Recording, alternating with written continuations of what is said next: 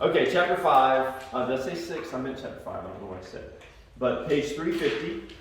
We've got a bunch of identities listed there. Identities that we mostly already saw. But I don't know if we've seen the co-function identities. I was looking back through here trying to...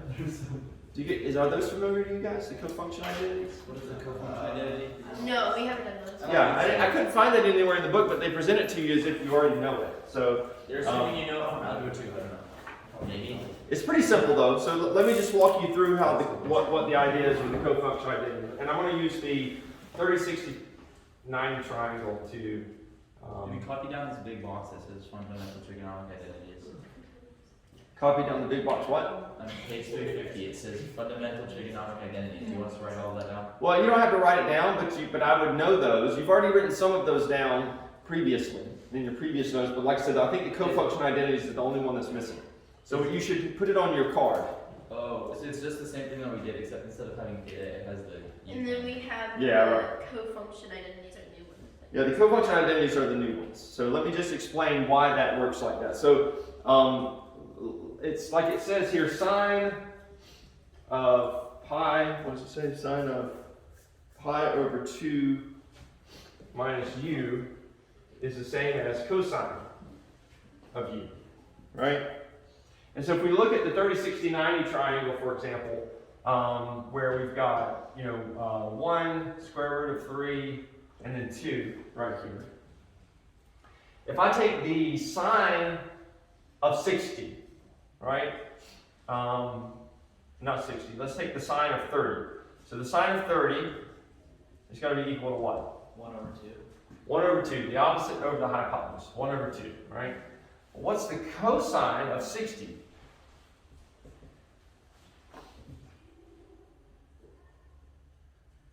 Cosine is adjacent over hypotenuse, so the cosine of 60 is 1 over 2, right? And so what this is saying for sine and cosine is that if you take an angle and you subtract it from 90 degrees, right? Because with all of these special triangles, they're right triangles. So if you take the angle that we did the first time, which was 30 degrees, which is what we found for, the way this is written here, let's take the cosine of 60 degrees. So if u is 60 degrees, if I then take 90 degrees and subtract 60 degrees, that's going to give me 30 degrees right here.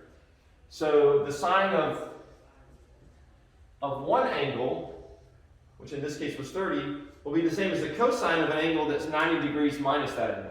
Does that make sense? Yes. So you could go back and forth between cosine and sine like that. So the sine of 30 is the same as cosine of 60. The sine of 60 is going to be the same as cosine of 30.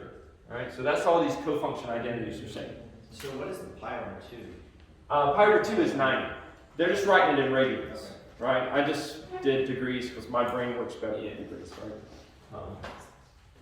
So this is 90, you can think of this as 90 degrees minus u, right? The way to think about that.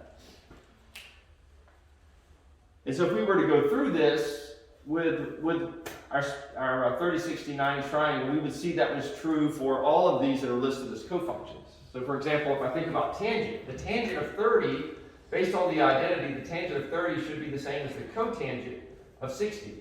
And so let's see if that's right. Tangent is opposite over adjacent, so 1 over square root of 3. And so cotangent is the reverse of that. Cotangent is adjacent over opposite, so the cotangent of 60 would be adjacent over opposite, which would also be 1 over square root of 3. So if you don't remember, all of these identities here, you could just think through it in your mind,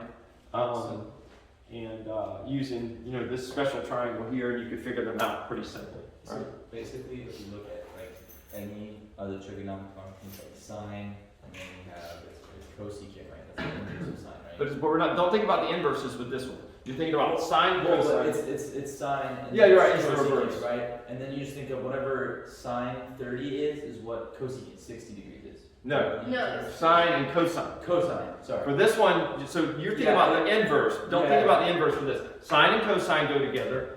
Tangent and cotangent go together. Secant and cosecant go together for these identities. It's the same thing. So like sine of 30 is cosine of 60 degrees. That's right. Okay, so that's tangent of 30 is the cotangent of 60. Okay. Secant of 30 is the cosecant of 60. Okay.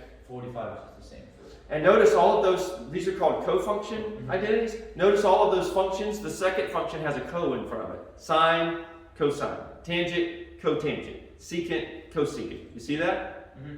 So for those co-functions, they will always be, the 90 degrees minus the angle will always be the other function. Okay? Make sense? So you can write them down, and you can memorize, or you can memorize them. I just kind of think about this triangle, and it helps me remember them. All right? Yeah.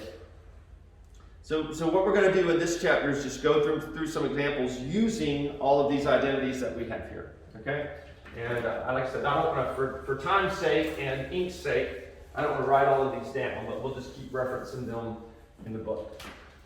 And so any questions about any of those identities?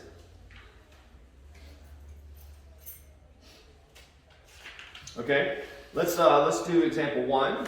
It says using the values that secant of u equals -3/2, secant u equals -3/2, and tangent of u is greater than 0.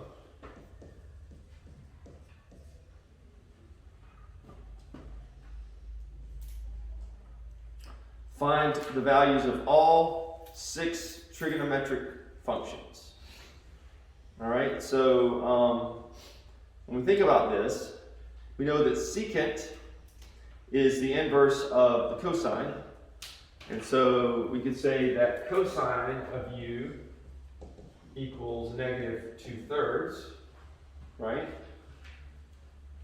And then based on that, we could build a triangle here where this is u. And we can just put numbers on that triangle. So cosine is adjacent over hypotenuse, so we would put a 2 here, and we would put a 3 here. And so we can figure out this third side by doing what? Pythagorean theorem, right? So we could say that 2 squared plus whatever this side, we'll just call it a, 2 squared plus a squared equals 3 squared. And that would mean that a squared equals 9 minus 4, which is 5. So a equals the square root of 5.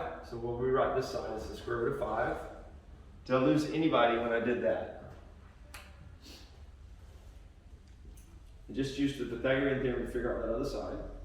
Okay? And then they said, why did they tell us that the tangent is greater than tangent of u is greater than 0? What's the point in telling us that? That means that the tangent of u has got to be positive. So they told us 2 bits of information, and I think we did this kind of stuff on our last test, actually. Now that I think about it, because you had all of the information to be able to do this. If tangent is positive and cosine is negative, then where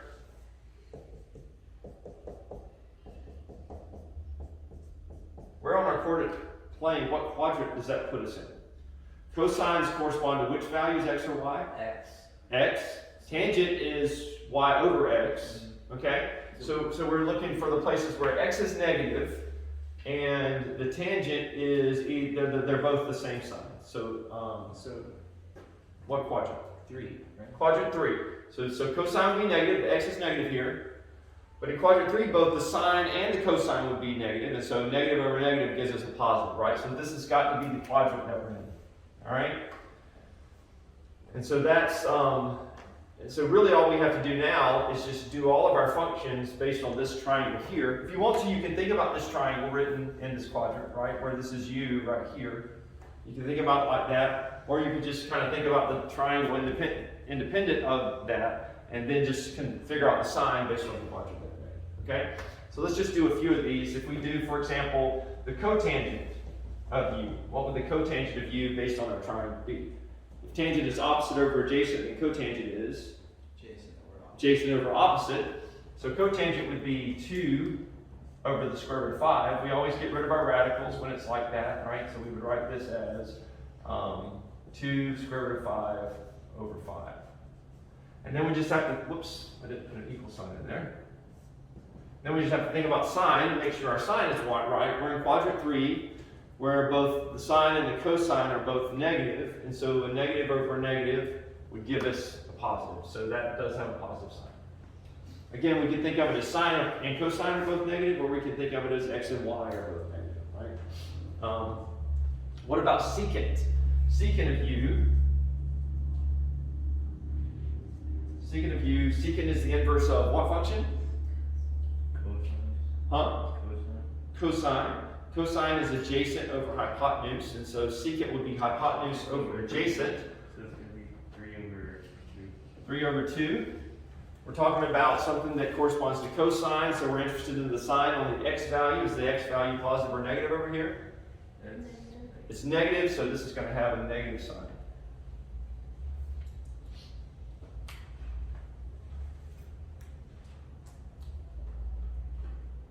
Let's do sine. Sine of u. This is opposite over hypotenuse. Opposite over hypotenuse, so square root of 5 Over 3. over 3. Where we're located is the y value positive or negative? Negative. Negative. It's negative, so sine of u is also going to be have a negative sign on it. Does that make sense to everybody? You see the logic that we're going through to figure that out? You got it, Diego? You were just kind of staring there. There was no nod or anything. Like whether it's like X or Y? Uh-huh. How do you know? How do I know? So what I remember is that tangent corresponds to y over x, right?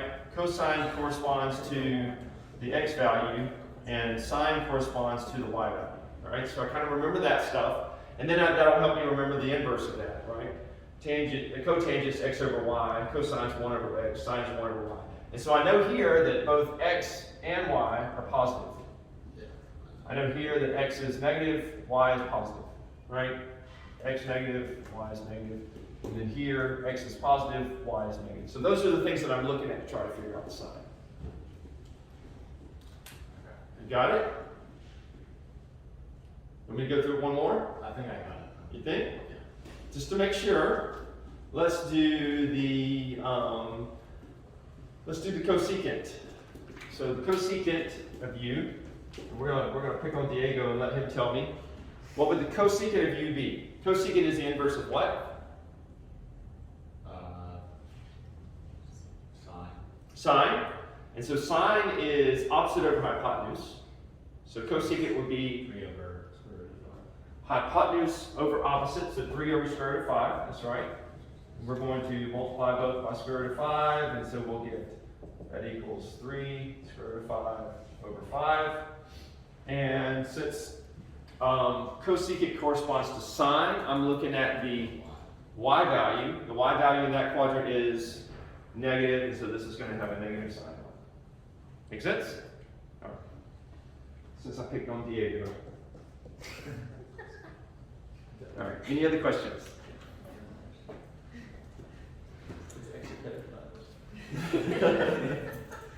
All right. Let's do number 2, where we're simplifying a trig expression. And so we're going to use the identities for doing that.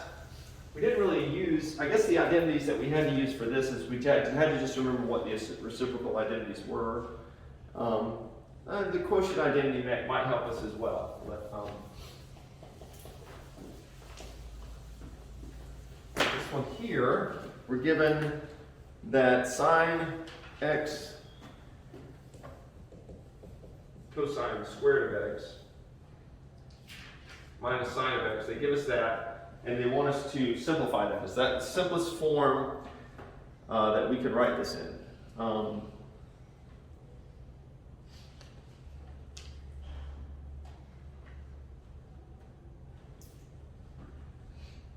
I had a note on here that, let me just make sure I forgot to mention this. They just have a note at the bottom of the box there that the Pythagorean identities will sometimes be written instead of them written as being squared, you'll see it as the square root. So since we know that sine squared of u plus cosine squared of u equals 1, and we could rewrite that as sine squared of u equals 1 minus cosine squared of u. We might think about this as sine of u is then plus or minus the square root of 1 minus cosine squared of u. right? I'm just rearranging the equation to solve for sine instead of sine squared. So you may have to use the Pythagorean identities like that, where you take the square root. And so the sine will just depend on what our value of u is. Like where the angle is will determine what the sine of this guy is. Okay? That'll tell us what quadrant we're in. We can figure out sine that way. All right. So back to our trig expression. Did I need to tell you guys that? Yeah, no, maybe not. Oh, all they did here, so we're just going to factor out. And let me just say with these problems, when we do these, the key to being able to get good at this is just working problems, right? Working enough problems so that you start figuring out ways to try to tackle it and get what they're asking for. So we see in this that we've got a common term in both, right? We've got a sine x in both of those, so we're going to factor this sine x out. Sine x equal, when we bring that out, we get cosine squared of x minus 1. Everybody agree with that?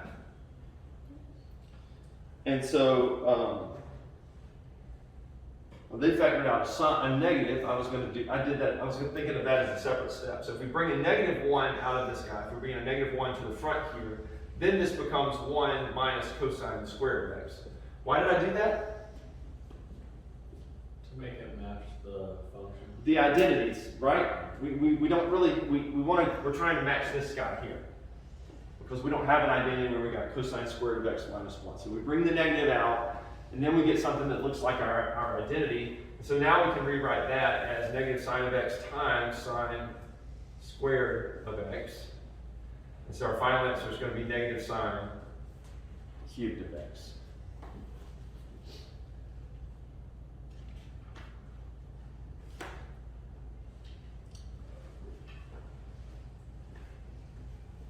So remember, as you work with these, you can kind of think of them as algebraic variables.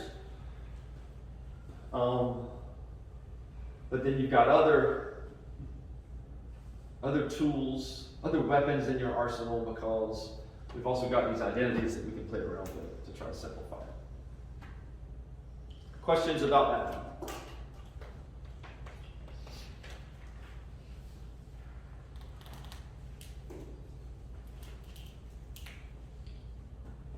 Here's another trick that you'll use sometimes when you're doing these.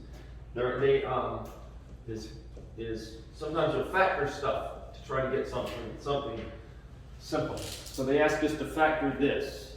Now, if I was factoring x squared minus 1, what would I change that into? It's the difference of two squares. X plus 1 and x minus 1. X plus 1 times x minus 1, right? So again, like I said, sometimes just thinking about these just as variables will help you realize what you need to do. So this is just going to be secant of theta plus 1 times secant of theta minus 1, right? Just recognize that you're looking at the difference of two squares there. So it's pretty simple when you see that. And then same for this guy, 4 tan squared of theta plus tan theta minus 3. Think of that as the same as 4x squared minus plus x minus 3. We know how to factor that, right?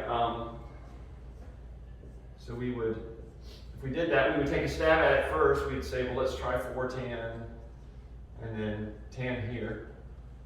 And can we figure out terms with the 3 there? Since 3 can only be 1 and 3, that would work, and yes we can. So we would say we need a positive number in the middle here, so we would make this a plus 1, and we would make this a minus 3. So that in the middle we've got 4 tan minus 3 tan, which is going to give us the 1 tan theta right there. So that's all we have to do to factor that. So for this, we can just think of them as like an x and something, and basically just factor out the x, and then we can just go back and put in the Yeah. Value. Right, yeah. If you need to break out and do this, and then just factor that guy, and then like you said, go in. I mean, you could just say x equals tan of theta, right? You could factor that, and then plug tan of theta back in. If that's an easier way for you to work with it, or just if you see it in your mind, then just factor straight. And then on some of them, it might be easier to use the identities, right? Some of them you're gonna. That's right. Okay. And they're telling us this here because we're gonna eventually use sort of a combination of that. Sometimes we'll factor it, and then when we factor it, we'll recognize that there's an identity that we can work with or something like that. All right, what about,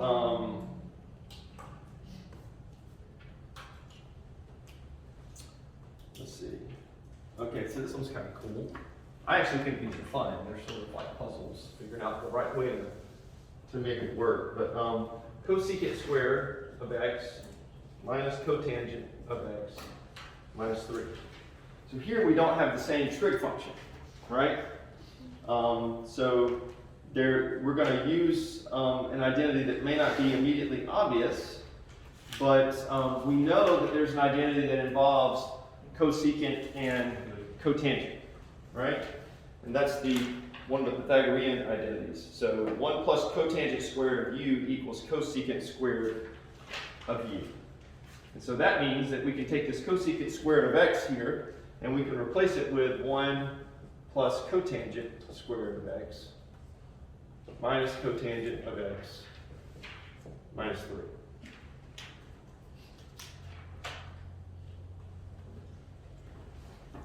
Everybody see how we were able to do that using the identity? So then we just simplify that, cotangent squared of x minus cotangent of x minus 2. That's easy for us to factor, right? Cotangent x minus 2 plus 1.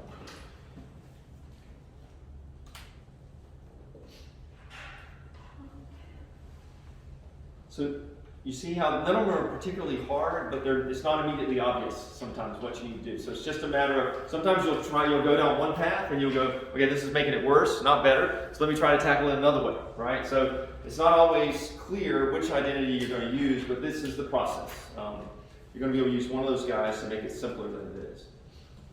So I probably want to jump on to the next section. One thing that it does note, let's do example 5, because example 5 is a pretty common thing to try, just to see if that will help simplify things for you. Sometimes just rewriting, since all of these other functions can be written as sines and cosines, sometimes it's useful just to rewrite everything in the problem as sines and cosines and see if that presents an answer. So when they ask us to simplify sine of t plus cotangent of t times cosine of t, write everything as sines and cosines. So we're going to rewrite this as sine of t plus cotangent is, if tangent is sine over cosine, then cotangent is cosine over sine, right? So we'll do cosine of t over sine of t times cosine of t. You guys with me so far? And then we'll multiply that through sine of t plus cosine squared of t over sine of t.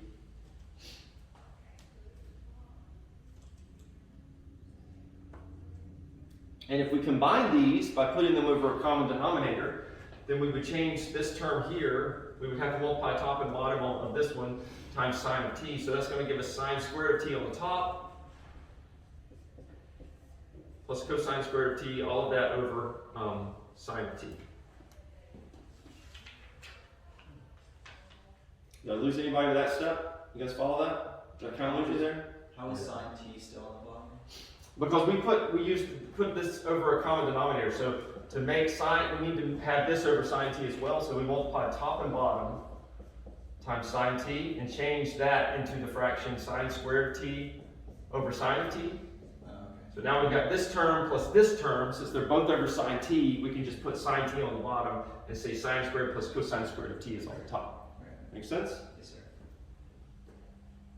And we know that sine squared of t plus cosine squared of t is one of our identities, right?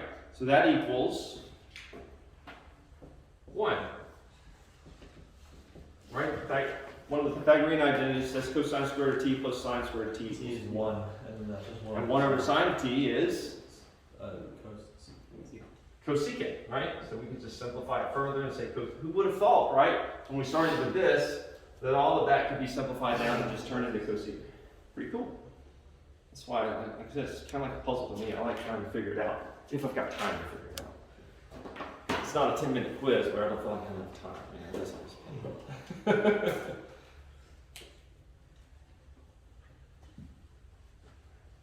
All right, so you can look through those last two examples independently if you want to. They're pretty straightforward, easy to follow. It'll just kind of give you some insight into other ways to tackle these types of problems. So the next two sections are, in essence, we're doing very similar things. First, we're going to verify identities, and then we're going to actually solve equations. So in one case, we have like an equation like we would normally have when we're solving for x, right? We want to get everything on one side and x on the other side. And then in other cases, we've got these, they'll tell us that one side of the equation equals this, and one side of the equation equals this, and you have to prove that the two are equal to one another. You have to prove that identity, okay? So they've got some guidelines that may be helpful to you with on page 357. It would be worth at least reading through that. And the first guideline is only work with one side of the equation at a time. If you try to go back and forth, it's going to end up being a mess. And so generally with these identities, and I'll write the first one down that will give us secant squared. The one we're going to do first, secant squared of theta minus 1 over secant squared theta equals sine squared of theta. And so it's much easier to just say, I'm going to focus on this side and just try to get this side simplified down so that I can prove that it equals sine squared, right? Instead of saying, okay, I'm going to change this side first, and now I'm going to come over here and change this side and go back and forth. Just focus on one side and try to simplify that one. Number 2, it says look for opportunities to factor an expression, add fractions, square a binomial, or create a monomial denominator. Some of the things that we've already done in these other problems here.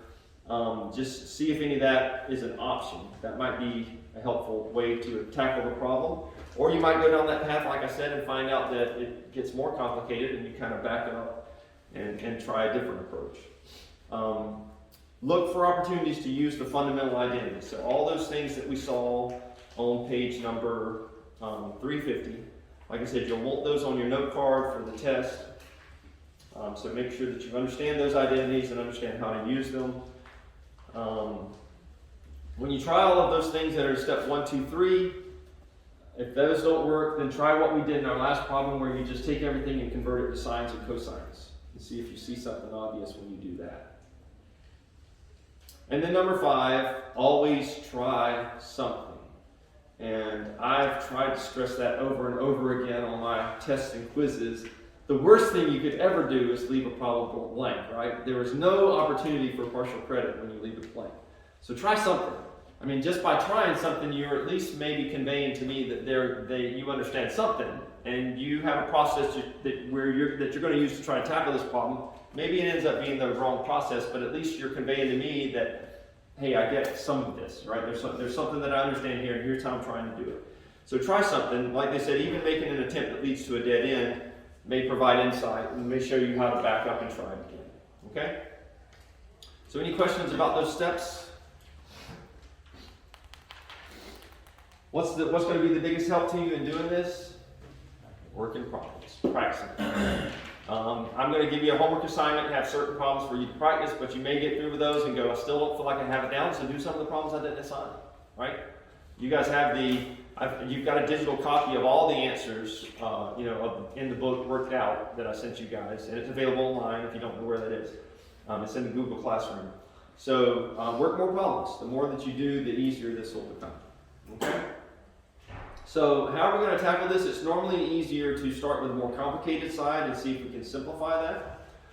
So we're going to start with this side and try to whittle this side down so that it matches sine squared.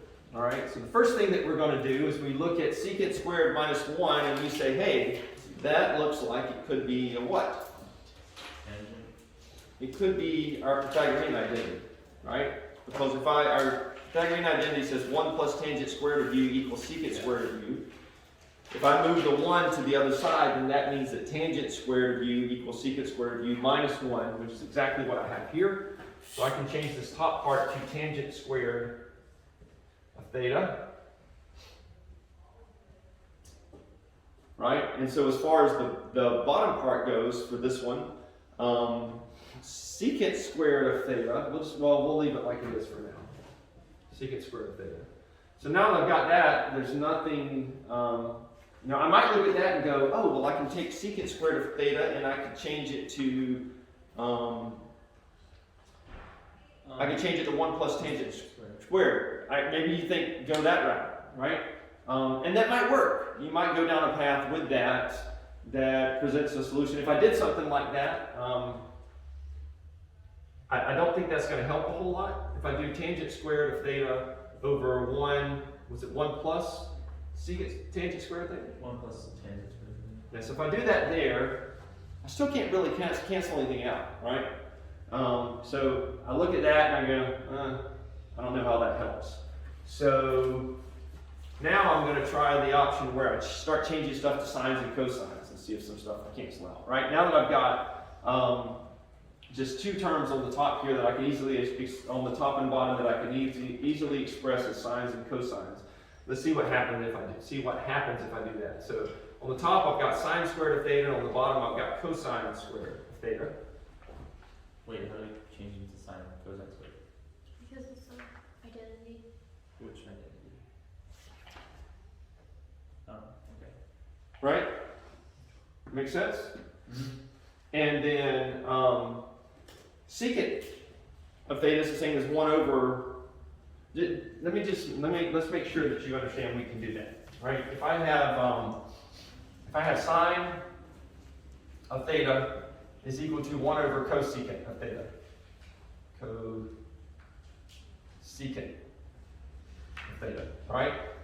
If I square both sides of this, what do I get? I get sine squared of theta equals 1 over cosecant squared of theta. You guys see that? Mm-hmm. So I can think about these identities as squares as well. All right.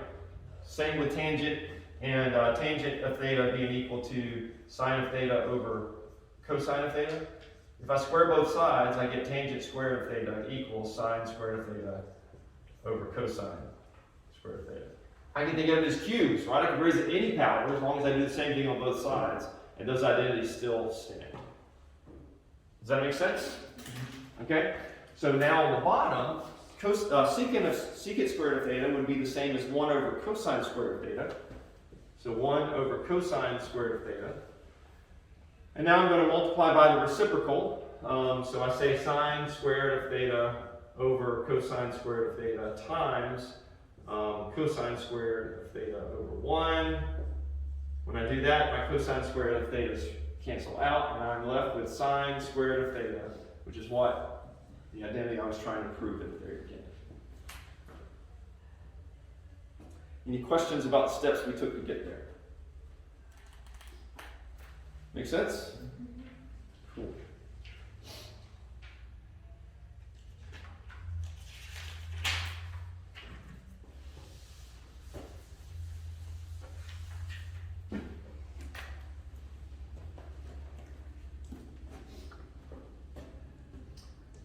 Next one, 2 secant squared of alpha is equal to 1 over 1 minus sine of alpha plus 1 over 1 plus sine of alpha.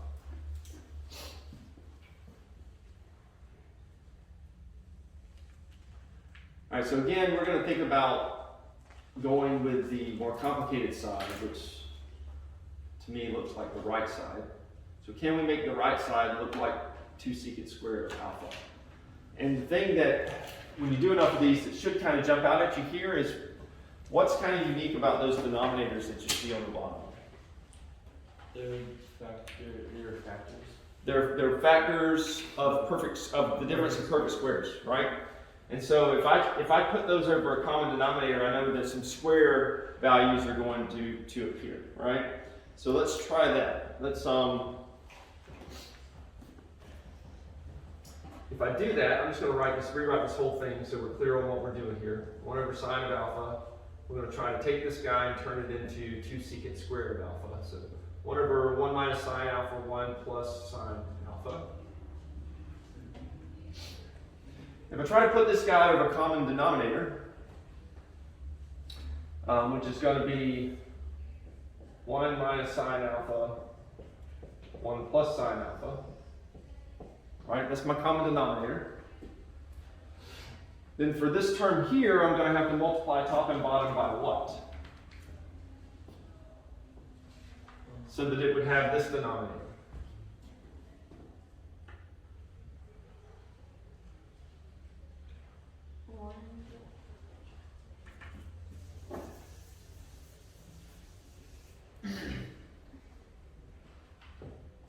Think about this just as simply as this is. If I have 1 times 3 plus 1/2, okay?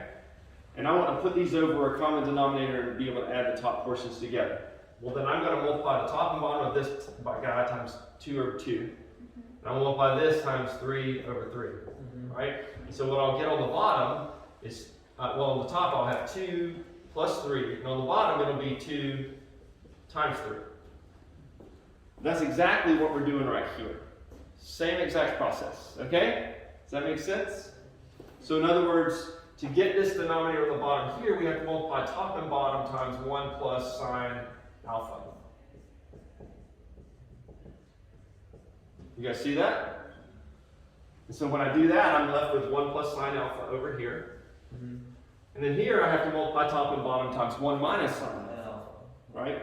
So on the top here, I get, there's a plus sign in the middle, so I'm just carrying that plus sign over, and here I've got 1 minus sine of alpha. Okay? Does that make sense to everybody? Yeah. So now when I do that, my sine alphas disappear, and I'm left with 2 on the top over, those are the difference of 2 squares. I could use FOIL and multiply that out, and what I'll come up with is 1 minus sine squared of alpha, right? Yeah. You guys agree with that? All right, I have an identity that I can use for this guy. I have to rearrange the identity a little bit, but I know that sine squared plus cosine squared equals 1. 1. All right? So 1 minus sine squared then is going to be equal to cosine squared. All right? So I can rewrite this as 2 over cosine squared of alpha using that Pythagorean identity. So that would be the same, I'll just take this step just so it's clearer in your mind. That would be the same as 2 times 1 over cosine squared of alpha. What is 1 over cosine squared of alpha? Secant. The secant. Yeah. So this whole thing now becomes 2 secant squared of alpha, which is what we were trying to prove at the very beginning. That's a lot of steps for one It problem. is, right? It's a lot of steps. Clearly, I won't be able to give you a lot of these on a quiz. Maybe 1. Or even a test, maybe 1, right? But you're only going to get good at it by working the problems, right? So there are multiple ways to tackle it, and I'm understanding that if I give it to you on a test, you might go down one path and go, it's not the right way to go back. So you may waste some time going the wrong direction. So I'll try to take that into account if I stick these on the quiz, right? And you're probably right. I'd probably only be able to give you like 1 of these on the quiz next week, right? 10 minutes just to take down one. Just that one problem, right? All right. So there's some other ones. Let's see, how many more do we have? We've got 2 more pages. Is that just 1 and 2? That was just 1 and 2, wasn't it? We're still trying to do 5.3 today, right? Yeah, I gotta do 5.3 as well. So, and 5.3 is the same stuff. It's just instead of proving identities like we're doing here in 5.3, we're actually trying to solve for a variable. And we'll understand what that means when we get over there. Let's see. I'll do.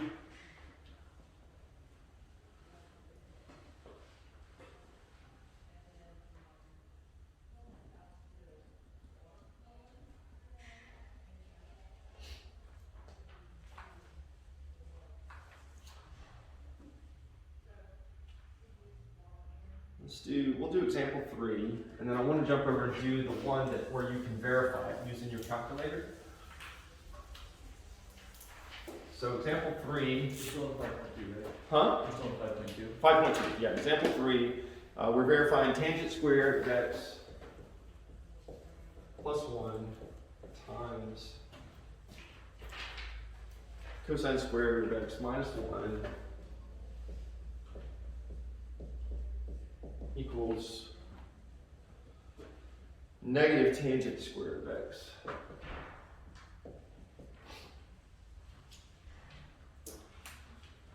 So when I look at that, this one actually should be sort of obvious. Like what, at least a good path to try to start with is going to be what? What identities are we checking out? We've got squared values of trig functions plus and minus 1. What does that sound like? What does that look like as far as our identities go? Pythagorean. Looks like our Pythagorean identities, right? So tangent squared of x plus 1, can that turn that into anything?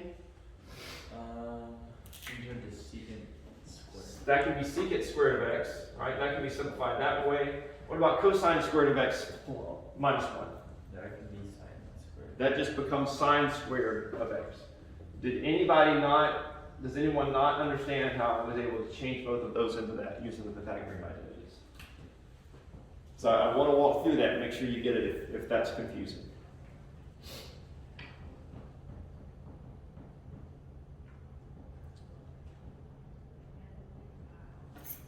Right, we just took, this one's just explicitly stated for us, the tangent squared of x plus 1. That is one of our identities. It's just written in the other way, right? The identity is 1 plus tan squared of x equals secant squared of x. And this one here, the way that it's written for us is that sine squared of x plus cosine squared of x equals 1. But we can rewrite that as 1. Wait a minute. Cosine squared of x minus 1. Yeah, that one's not quite the same. Cosine squared of x minus 1 is going to be equal to negative Sine x. sine squared of x, right? All right. So secant squared of x is the same as 1 over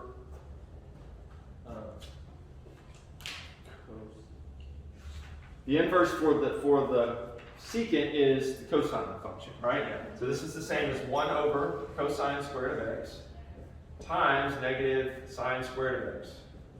So I could rewrite that entire thing as negative sine squared of x over cosine squared of x.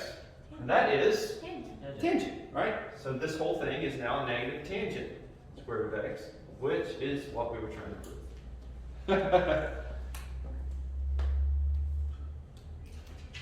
How did the top become sine squared x? Right here where it's negative sine squared, oh right here. Yeah, I do. Right there. Okay, so I just said negative sine squared of x. You can think of this as over an understood 1. Yeah. So I'm just multiplying two fractions together. This top part times the 1 here, and this bottom part times the 1 here. So it becomes negative sine squared of x on top, and cosine squared of x on the bottom. So how did you make them into 1 over cosine squared x and then negative sine squared x? Oh, how did I go from here to here? Yeah. Okay. So secant is the inverse of the cosine function, right? So we know that secant of x equals 1 over cosine of x, Yeah. right? So that means that secant squared of x, if I square both sides, that tells me that secant squared of x equals the 1 over the cosine squared of x. Oh, okay. So that's how I changed that one to that. Yeah. And this one stayed the same. Yeah. Right. No, makes sense. Ask the questions, right? Because it's not particularly hard, and if we walk through it again, it's going to click with you. And once it clicks, then you're going to recognize how you need to tackle this. So there's a problem, example 5, where, I think it's example 5, where they show us how to use our calculator to verify that we got the correct answer. It's example 6, example 6.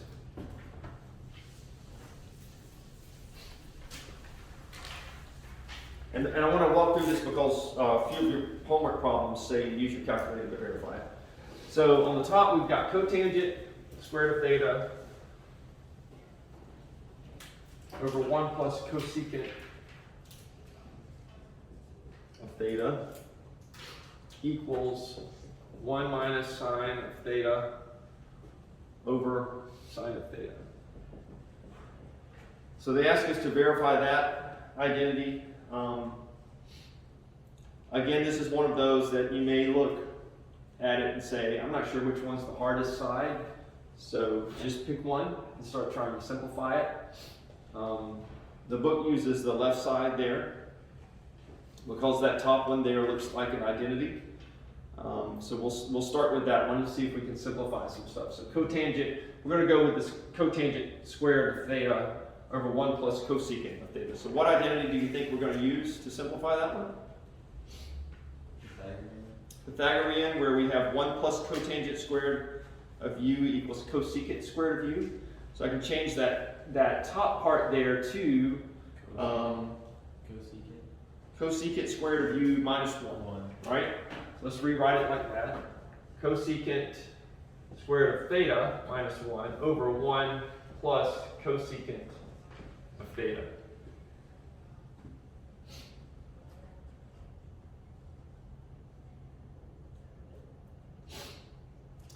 Now when I do that, I need to recognize that this is the difference of two squares. And so I can rewrite that as cosecant theta minus 1 times cosecant theta plus 1 over, I'm just going to rewrite this as cosecant theta plus 1. Just reorder it just so we'll see that they're the same. And those both cancel out. The one at the bottom, the cosecant. Right. Plus 1, those This cancels out And with then- that.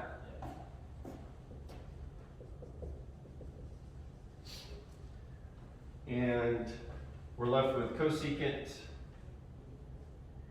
theta minus 1. Now, how in the world does that turn into 1 minus sine theta? Well, what is cosecant of theta equal to? That's 1 over sine of theta minus 1, right?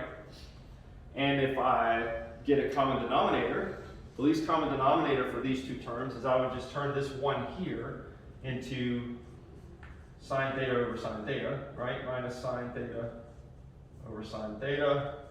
And so I can now rewrite this as 1 minus sine theta on the top over sine theta on the bottom. And that's what we were trying to prove right here. Move that out of you guys. Keep it out of your way so you can see that.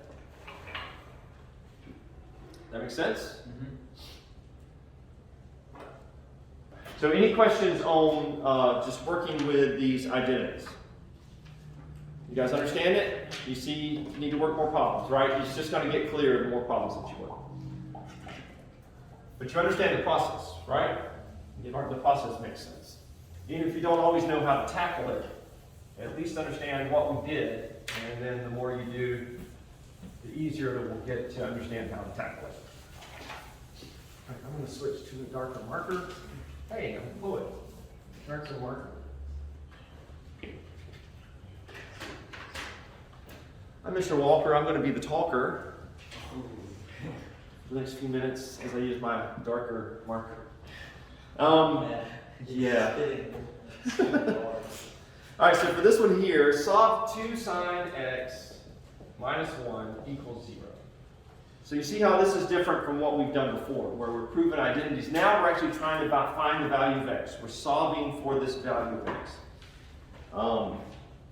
And so we rearrange this just like we would rearrange any algebraic equation, right? If we think of this as variables, like I told you before, we would say that that means that 2x equals 1, and so x equals 1/2. Everybody agree with that? All right? So we're going to do the same thing here. We're going to rewrite this as 2 sine of x equals 1, and so we're going to say sine x equals 1/2. Well, we know how to solve that, right? We can do that in our sleep. You probably dream about this all the time, right? Yeah. Right. So here's our triangle, and we know we've got 1 over here, and a square root of 3 over here, and a 2 over here. And so if I'm looking at this angle right here, which we're calling x, and I'm saying the sine, which is opposite over hypotenuse, is 1/2, then that tells me that the sine, if sine of x equals 1/2, that tells me that x is going to be which angle? 30 degrees. 30 degrees, right? Pi 6. 30 degrees or pi over 6. Either one of those would be sufficient, right? Could you also just use the unit circle and recognize that the sine of x is 1/2 would just mean that it's pi over 6? Yep, the unit circle works just fine as well. All right, so we would say it's pi over 6, okay?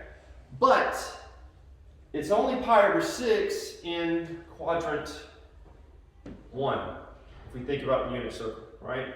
So either thinking about the unit circle or thinking about the graph of the graph of sine. Sine does, it goes up here 1 and down here to -1, so it's doing this number here. It's repeating over and over and over, right?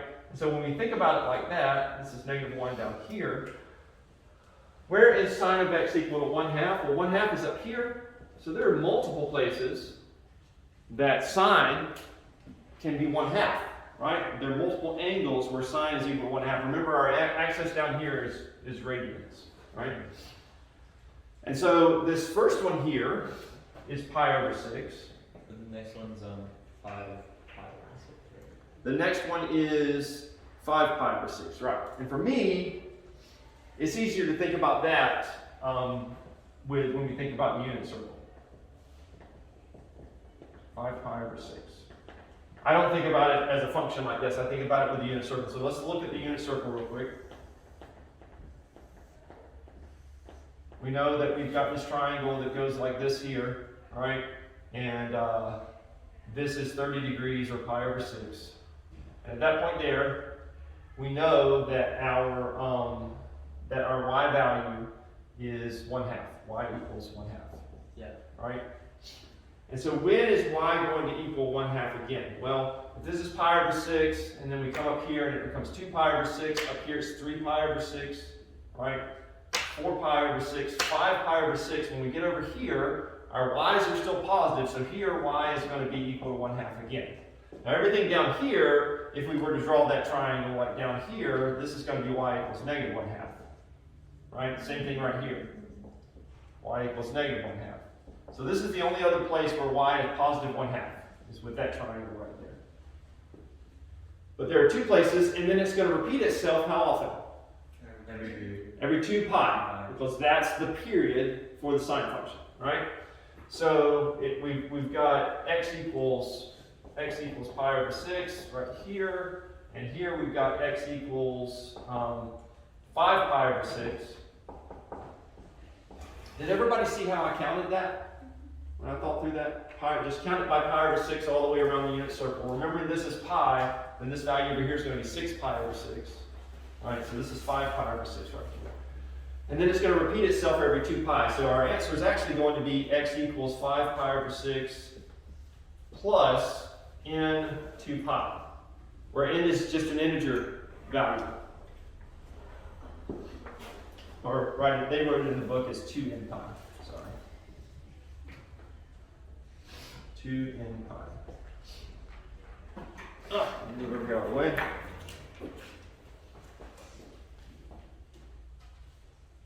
So if n is an integer, if n is 1, then this is 2 pi. If n is 2, then it's 4 pi. And it's going to repeat itself that way. We can also make n a negative number, negative integer. When n is -1, this is minus 2 pi, and all of those would be valid values. So x equals 5 pi over 6 plus 2 pi, and x equals pi over 6 plus 2n pi.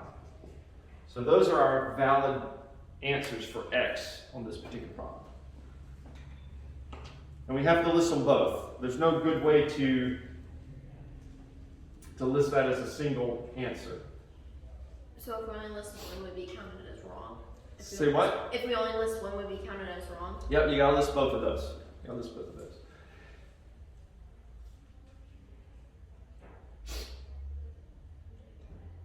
Questions?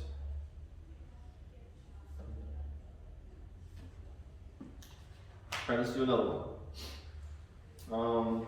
find all the solutions, it says. Now sometimes what they will do is they will limit the range, right? They will say, give me the value for x between 0 and pi halves. So if they did that, then the only answer we would have had would have just been this. Okay? So pay attention to the instructions. If the instructions say it's limited to just that region there, then we only have to put the one answer. Find all the solutions of sine x plus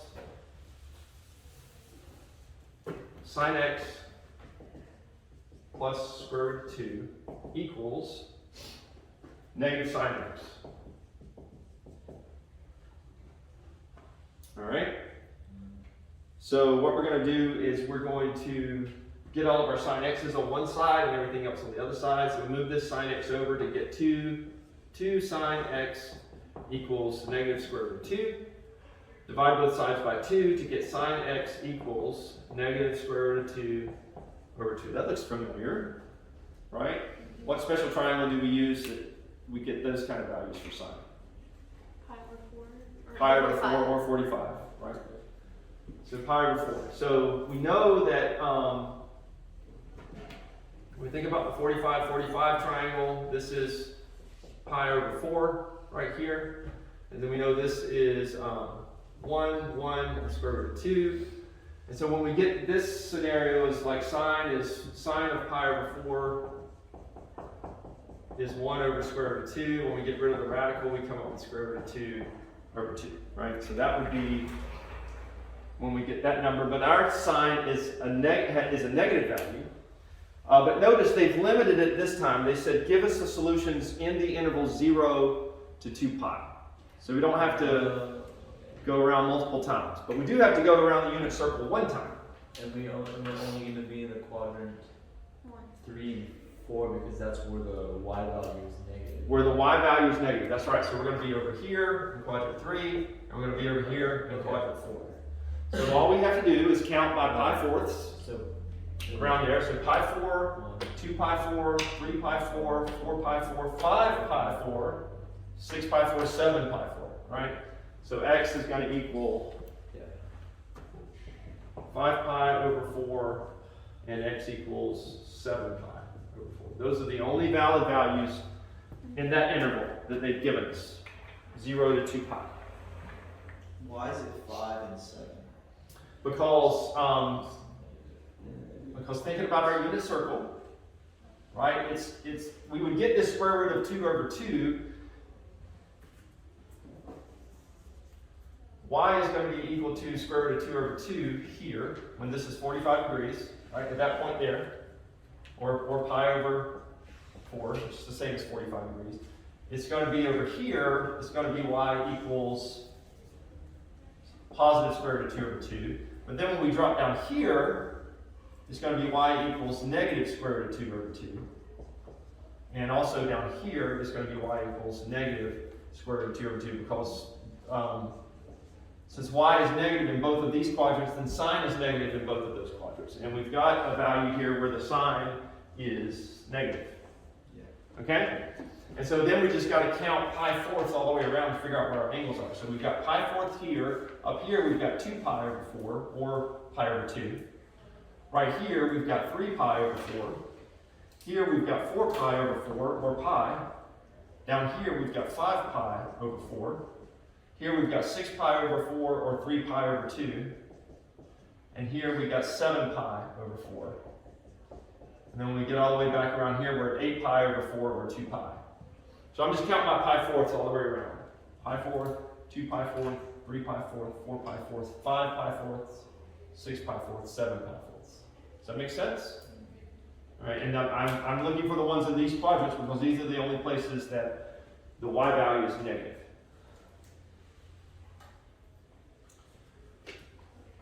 Now, to use your calculator to solve that, that's what I had done earlier on mine. So how would I figure that out? Well,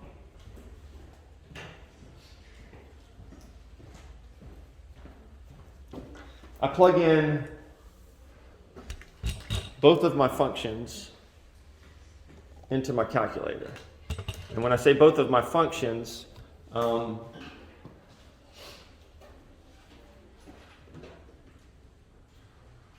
functions at the beginning of the problem.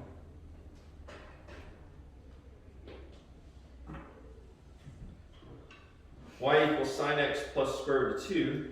So that's what I had on one side. Did it cut off?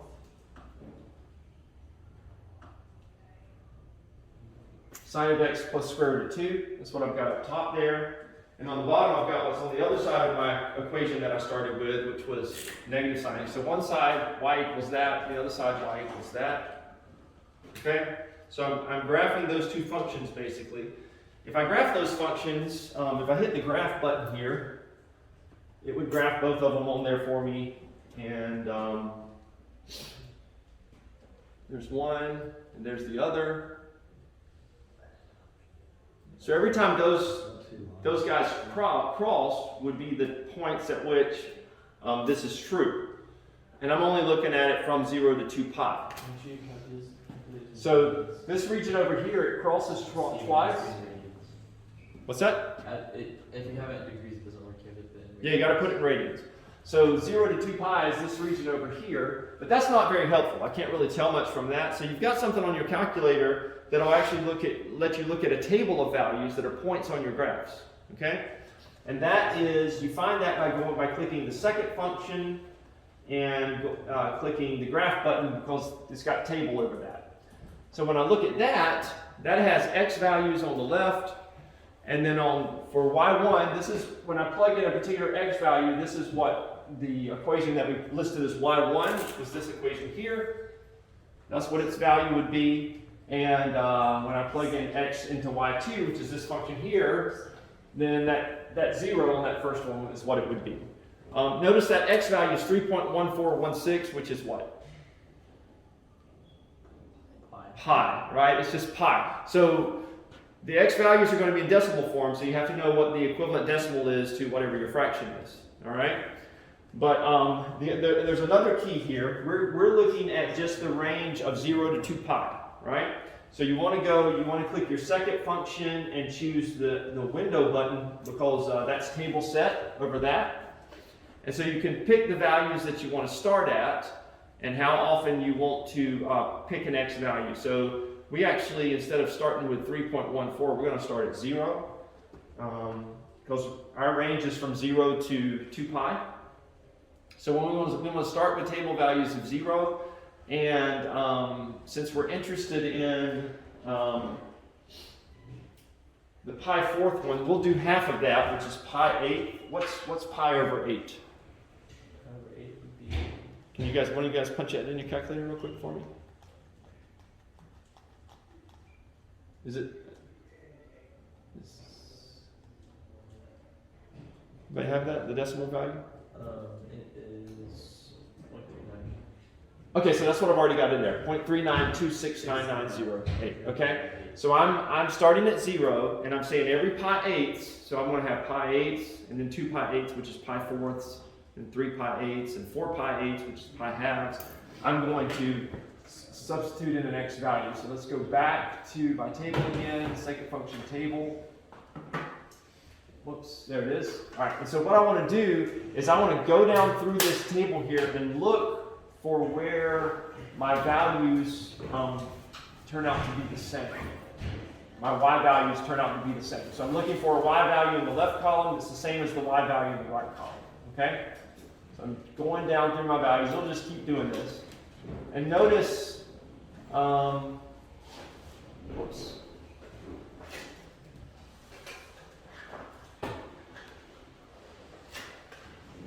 You guys see where it happens? Yeah, just 7. At 3.927 when x is that value, and at 5.4978 when x is that value, we get the same value in y1 and in y2. So they're equal to one another, right? They're equal to one another just like we had them set up here. Well, if you check what we said was the solution, which was, where is our solution? What did we say? We said 5 pi over 4 and 7 pi over 4? Yeah. If you punch those in, if you do that calculation, you'll find out that they match those x values right there. So this is just a way for you to check using your calculator to verify that the x values you got are right. Okay? It's more important to me that you understand the steps. Yeah. That's just a way for you to check your work. I think it's a really complicated way, but it's in the book, so I'm just showing it to you so you know that option's there. Okay? That's all we got time for today. I'll post your homework assignment online. Again, these problems, it's just going to be a matter of practicing them until you get the process down. And then reach out to me if you have any questions, okay? Thank you. Yep. See you.